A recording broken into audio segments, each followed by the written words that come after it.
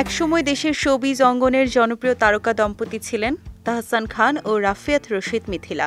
দীর্ঘ ১১ বছরের সেই দাম্পত্যের ইতি ঘটে ২০১৭ সালের অক্টোবরে। গানের মাধ্যমে পরিচয়ের সূত্র ধরেই শুরু হয়েছিল তাদের সম্পর্কের যাত্রা। এরপর ২০০৬ সালে বিবাহ বন্ধনে আবদ্ধ হন তারা।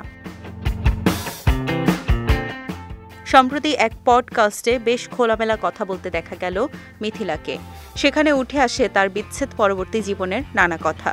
এদিকে অভিনয়ের পাশাপাশি নানা সামাজিক কাজ নিয়েও ব্যস্ত তিনি, কিন্তু ব্যক্তিজীবনের কোনো প্রভাব কর্মক্ষেত্রে যেন ফেলতেই দেননি এই অভিনেত্রী।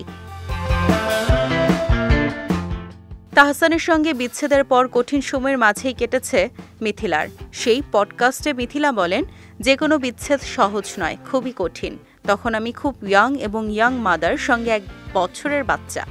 আমি যে ভালো-মন্দ বিচার করব, কোনো সিদ্ধান্ত নিব, তখন আমারও এটা নিয়ে ভাবার কোনো শক্তি ছিল না। আমি আমার শ্বশুরবাড়ির মানুষদের সঙ্গে থেকেছি, যাকে আমার ভবিষ্যৎ মনে করেছি। পরে বুঝলাম সেই জায়গাটা আমার ভবিষ্যৎ না। সিঙ্গেল মাদার হিসেবে এই পথ চলাই কঠিন ছিল মিথিলার কাছে। তা নিয়ে এই অভিনেত্রী বলেন, মাতৃত্ব সহজ কিছু নয়, আর তার সঙ্গে ফুল টাইম চাকরি সামলানো। আমি ব্লেসড যে যেখানে কাজ করেছি সেখানে ডে কেয়ার রয়েছে। একটা ব্রেস্ট ফিডিং বাচ্চাকে নিয়ে কাজ ব্যালেন্স করা, সেই সঙ্গে এমন একটি সিদ্ধান্ত নিতে হচ্ছে আমিও আমার পার্টনার একসঙ্গে থাকবো না, একটা কমপ্লিকেটেড ব্যাপার।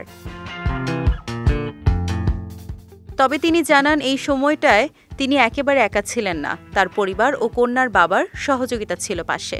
মিথিলার কথায়, আমার মেয়ে বড় হয়েছে এমন জায়গায় যেখানে আমার মা বাবা ভাই বোন সবাই রয়েছে, একটি জয়েন্ট ফ্যামিলিতে। আর ওর বাবার সঙ্গেও মেয়ের খুব ভালো সম্পর্ক রয়েছে।